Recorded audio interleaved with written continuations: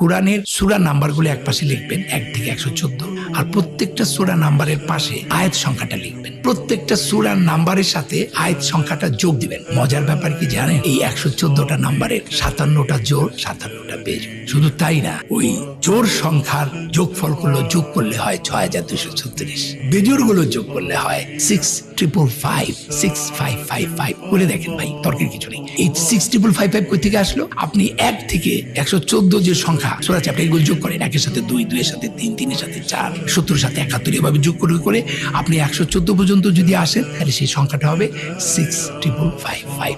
তাহলে জোড়াটা হচ্ছে 6236 আর বেজোড়টা হচ্ছে 6555। শুধু তাই না, এর পরের যে ঘটনাটা সেটা আরো ভয়াবহ।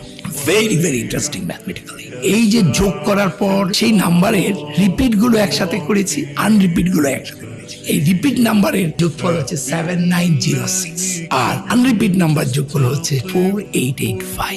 এবার 7906 কে 4885 দিয়ে ভাগ দেন, it is 1.618 golden ratio. Can you imagine?